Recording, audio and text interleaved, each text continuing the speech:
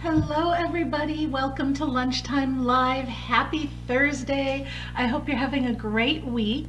I know everybody, well, not everybody, a lot of you are looking forward to a holiday weekend.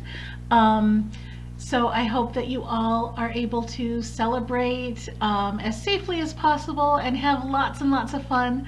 If you have any special plans for the weekend, let me know, throw them in the chat. I have special plans this weekend because even though I don't celebrate Easter, Sunday is actually my birthday. So I'm going to be celebrating this weekend too. I think we're going to just have a fire outside and I think I'm going to make Rice Krispie treats for my birthday. I haven't had those in ages. So yeah, anyway, that is what I've got coming up this weekend. So this is Lunchtime Live, and what Lunchtime Live is, for those of you who are new, is basically my Stitches and Scraps video version of my newsletter, right? So I'm going to talk about all the stuff going on the site, and then after that, at the end, we do a short demo of just a new technique. So today's demo, what I'm going to show you is working between stitches. Hi Beth, nice to see you. Last week we looked at working into chain spaces and into chains. But you can actually work in between stitches too. So we're going to look at that and look at why you might want to and when you might want to. And the reason that we're doing that, because last week I told you we were going to look at an alternative way to do a half double crochet two together, right? I changed my mind, and the reason is I got completely sidetracked last week and made a whole new project that I wasn't even planning on, all because I started blending and spinning up some of my stash fiber. So that led me down a whole path. Hi Marshall, am I saying that right? Is it Marshall? Let me know.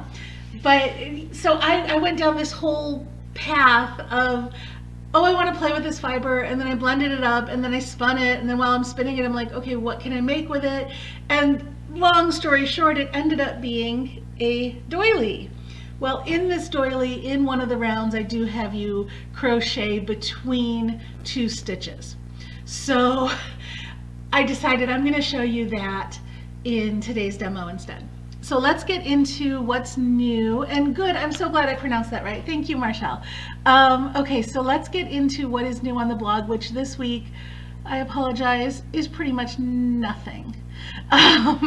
Like I said, I went down this path with this yarn and I kind of, have you ever done that? Have you ever gotten like really involved in a project and everything else just kind of goes away and you just have to finish this project you're working on?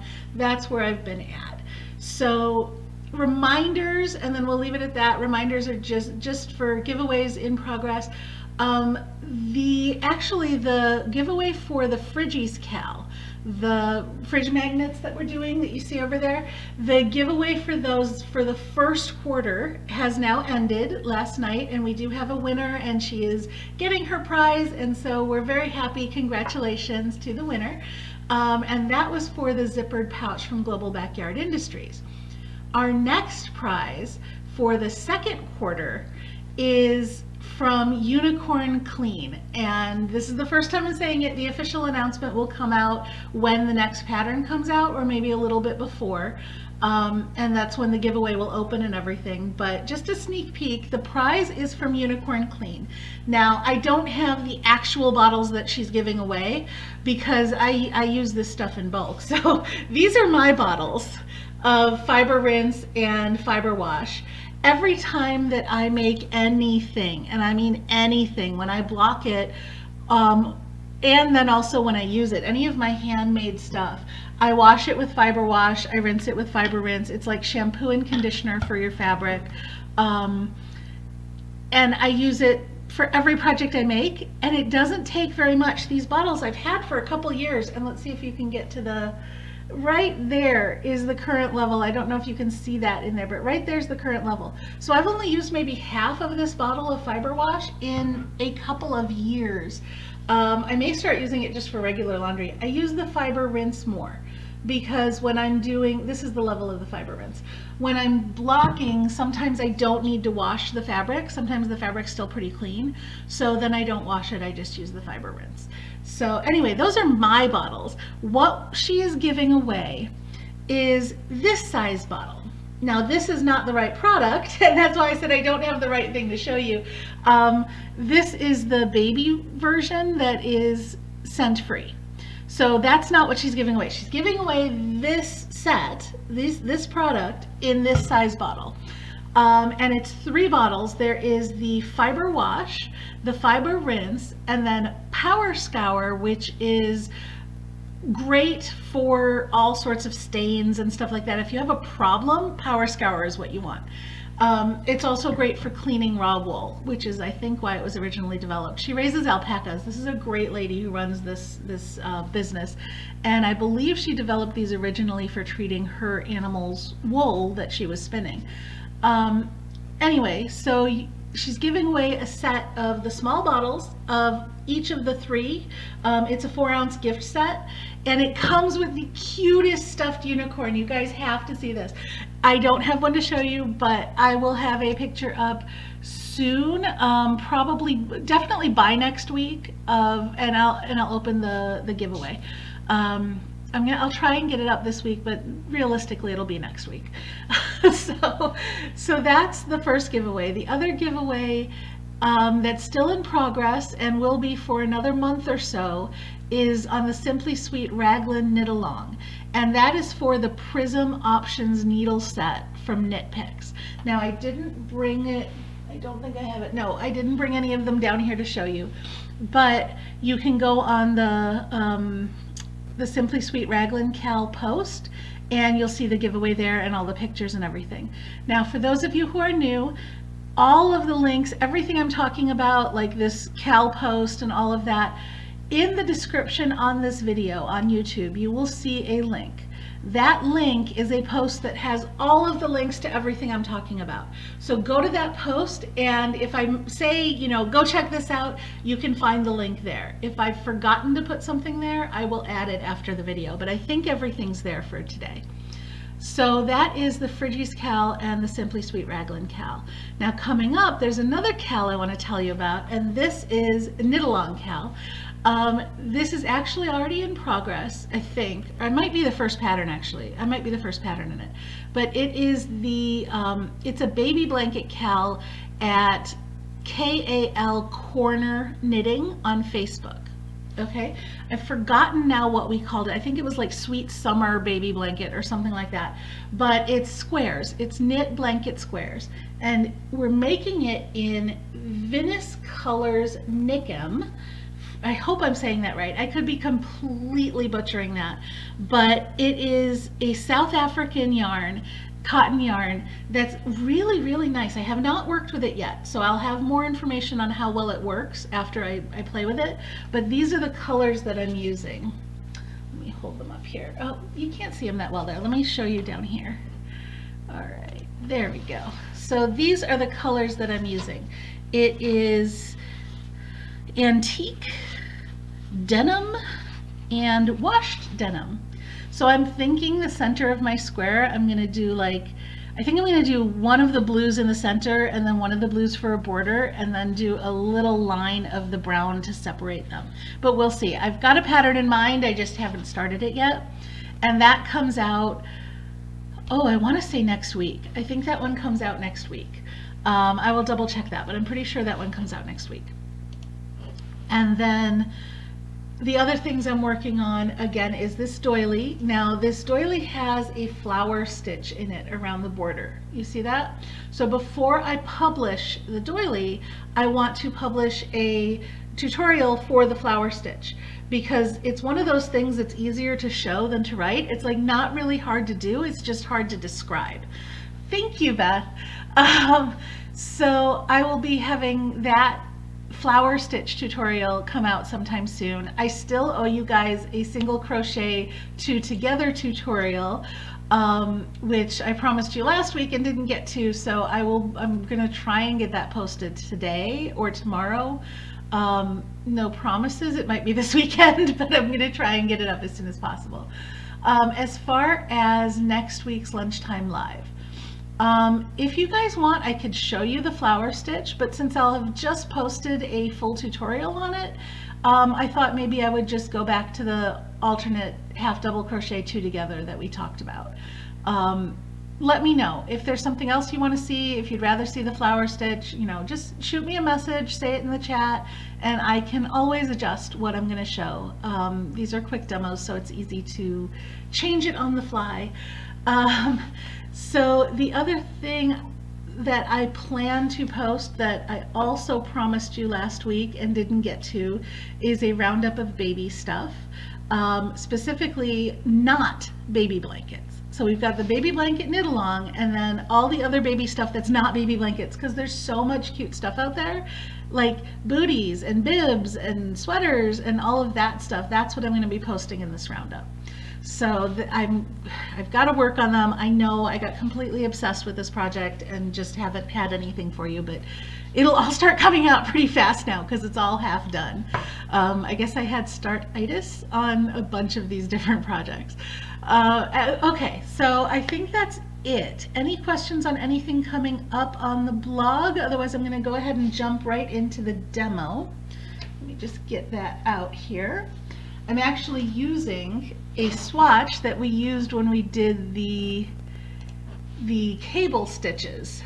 And thank you, Marshall. I love the colors together too. I actually, and I didn't do my disclaimer, I'm sorry. I was supposed to say I got these for free, which I think you guys know by now, but I got these for free from the company in South Africa, and they picked the colors. They sent me these samples and I just love it. I think they're very pretty together. So we'll see. This is a new yarn for me, so we'll see how I like it when I have worked with it for a bit. This is the part that's cool. I don't know if you can see this. This yarn is hand dyed and balled by women from economically depressed rural areas of South Africa. The sale of this product has empowered them and brought economic benefits to their community. Hand-dyed yarn gives your garment a unique marbled effect, colorful or color fast, made in South Africa. So that is the yarn, and I think that's so neat, and I can't wait to work with it. Okay, so let's get on to the demo. Oh, and the company that sent me that, I think the website it's called Yarnized. I think the website is just yarnized.com. I'm going to look it up here. Yes, the website is yarnized.com. So check that out. The company is Yarnized, and that's who sent it to me. So part of the CAL, all of the designers got the yarn for the CAL. Okay, demo. Sorry, I keep getting distracted. All right. So let me get back to this. Okay, good. So this is a swatch from a previous demo. Ignore all of this. What I want to talk to you about is crocheting between stitches. So I've done all double crochet, and here I put a chain 1 space. So I'm going to talk about the differences there. So suppose on the next round I wanted to do a series of chain 3 loops. Okay, so let's do a single crochet here, and let's go ahead and do a single crochet here. Now suppose these 4 stitches I want to split them with a chain 3 loop, like with a single crochet, and do a chain 3 loop over these 2 and a chain 3 loop over these 2. Well, if I work into a chain 1 space, like if I put a chain 1 space between them and work into that, you get this big open hole. Do you see that? Now let's get over to here.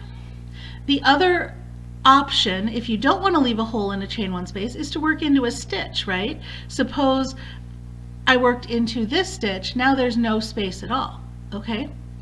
And that works like if you have 5 stitches. If you have an odd number of stitches and you want to split them down the middle, you can crochet into the center stitch. But suppose I have 4 stitches, these 4 stitches, and I want to crochet in the middle of them, right? I don't have a chain 1 space there because I don't want a hole. So where do I go? Well, you just go between the stitches. So this is the top of the stitch. Do you see how when you put it in, there's a little bar underneath like that, right? This is the post of the stitch, which if you've worked post stitches, we go around like that. To go between the stitch, you go under the top completely, and you go between the posts. So you go just like that and then finish your stitch. Now see how that's between the posts? I'm going to finish this row and then show you the difference. Oh, sorry, that was supposed to be a space. I mean a chain 3. So let me show you the difference between working into a chain 1 space and working into in between the stitches. So here I worked in between the stitches. Here I worked into a stitch, and here I worked into a chain 1 space. This has no gap at all. This has a very little bit of a gap, and this has a much bigger gap because that chain 1 space is basically an increase. It's actually adding a stitch, right? So it's like this one, but without a stitch there. So this I would use if I wanted to split an even number of stitches without creating a space between them. And that's what I've actually done in the border here. There's a few spots where I see these 4 stitches here.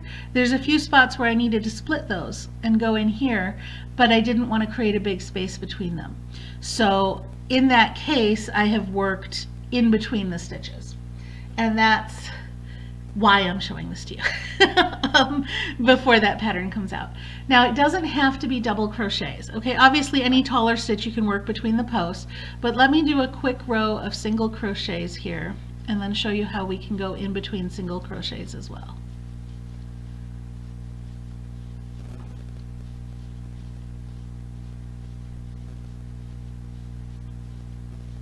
I think I've done some increases here by mistake, but that's okay. All right. So now suppose that I wanted to work the same sort of a thing with the chain 3 loops, right? Skip 2 stitches, and now I want to go in between these 2 single crochets. Notice that the top of the stitch still has, if you pull it apart, the 2 loops on top, right? But it doesn't really have that bar in the middle. So going between 2 single crochet stitches ends up being basically working into one of the stitches. There's no way to like get between them that isn't the same as working into the top.